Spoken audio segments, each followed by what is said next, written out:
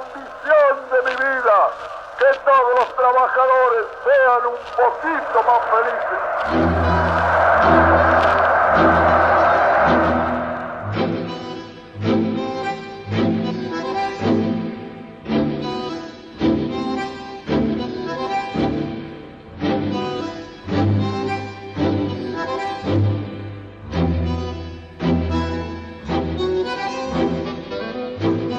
En programas anteriores hemos hablado sobre economía del peronismo, hemos hablado sobre sus orígenes, los orígenes del propio Perón, su relación con Eva Duarte, su ejercicio del poder, pero hemos sobrevolado la escena internacional sin profundizar justamente en el que sería nuestro último punto, que es la política exterior del peronismo, sobre la que se ha hablado mucho, pero también con muchas imprecisiones.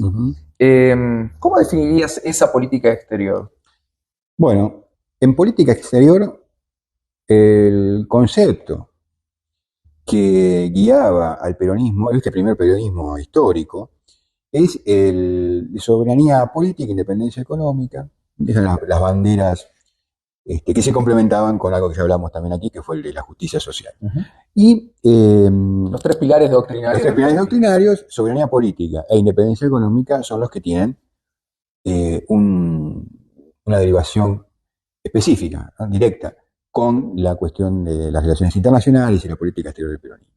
Aunque también la justicia social dio pie para pensar una internacional justicialista, ¿no? De movimientos políticos vinculados con esta idea de la justicia social, pero sería también un tema para otro capítulo. Hay todo un libro de Eloy Sanata sobre ese tema.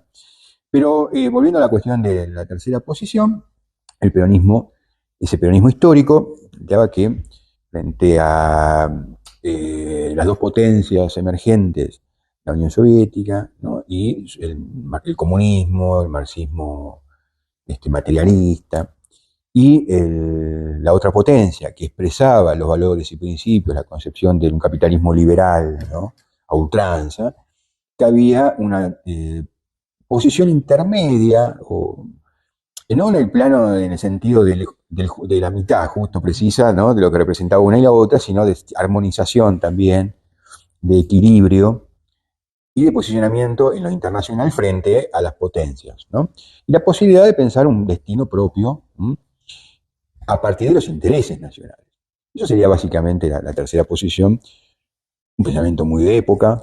Hay que comprender justamente la posguerra para entender por qué se planteaba eso, más allá de que tengamos una posición afirmativa o negativa, ¿no? Sobre la tercera posición.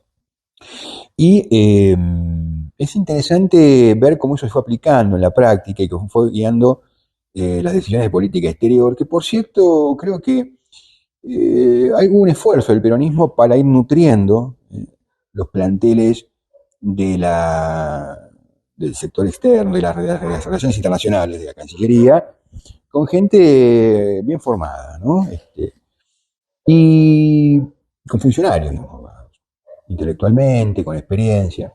Bueno, ahí es interesante también, dentro de la política exterior del justicialismo, el vínculo que se pretendía establecer con Brasil.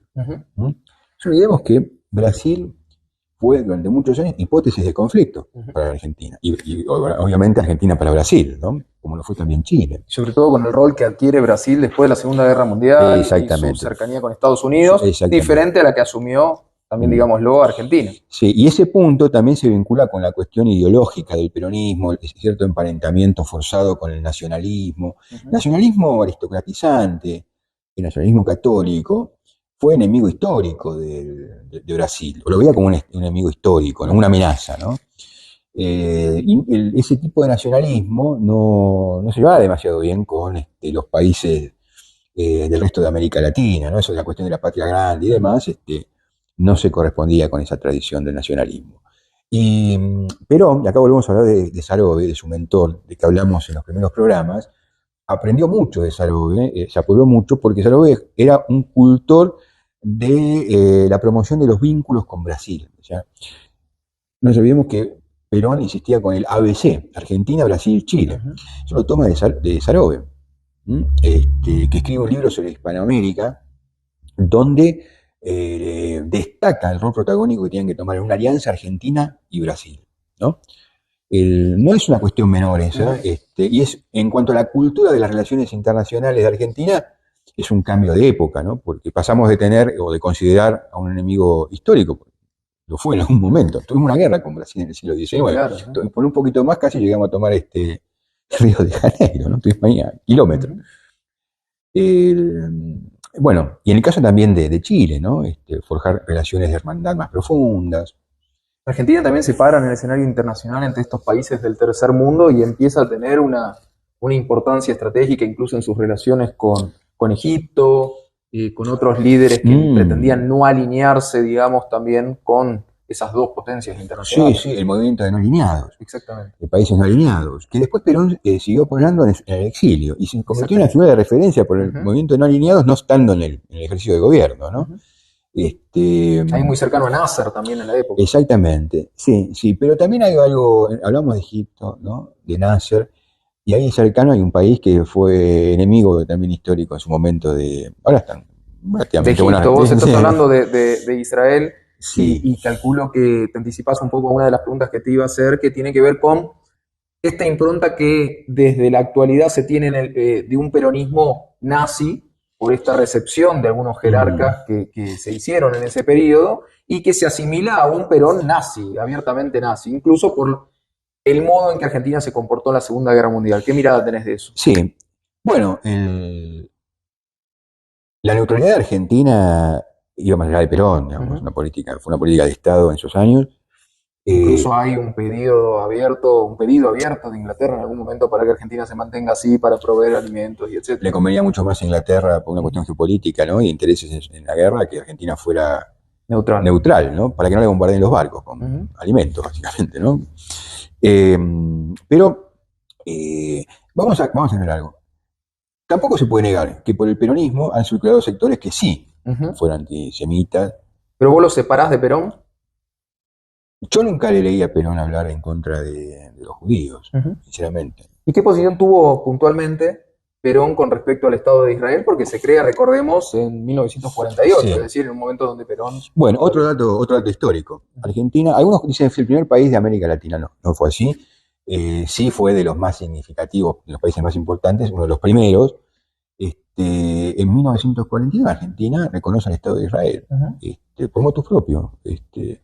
Incluso hay un intercambio comercial ahí de Perón con Israel, incluso para financiar su defensa en ese momento. Exactamente. Sí, había muy buenas relaciones diplomáticas y incluso en la política interna, dejando de hablar un poco de la política internacional, pero que lo tiene que ver, ¿no? Claro. Perón decía que la mejor política nacional es la que se hace pensando en la política internacional. Bueno, claro, la formación estratégica. Exactamente. Es lo que hemos perdido en gran medida. Exactamente, sí.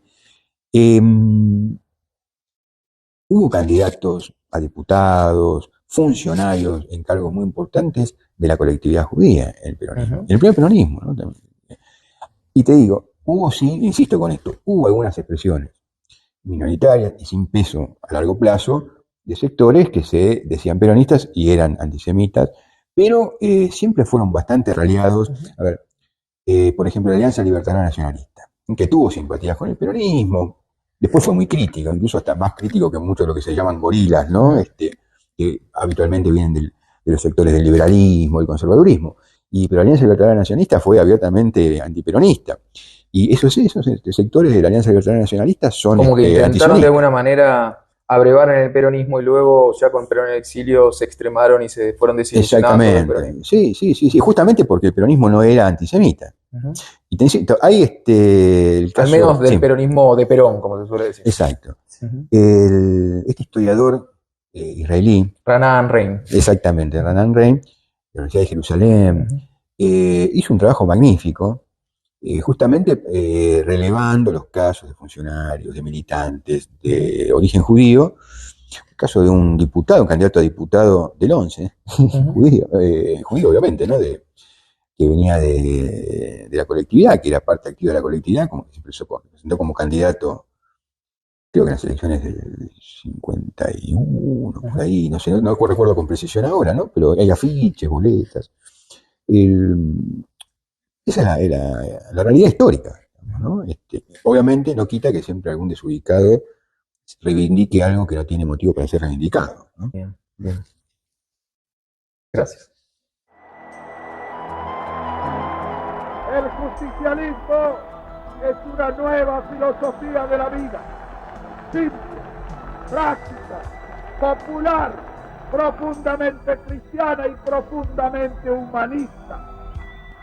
Como doctrina política, el justicialismo realiza el equilibrio del derecho del individuo con el de la comunidad. Como doctrina económica, el justicialismo realiza la economía social poniendo el capital al servicio de la economía y esta al servicio del bienestar social.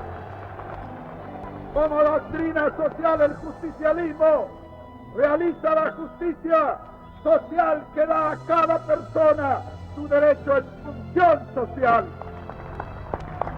No existe para el peronismo más que una sola clase de hombres, los que trabajan.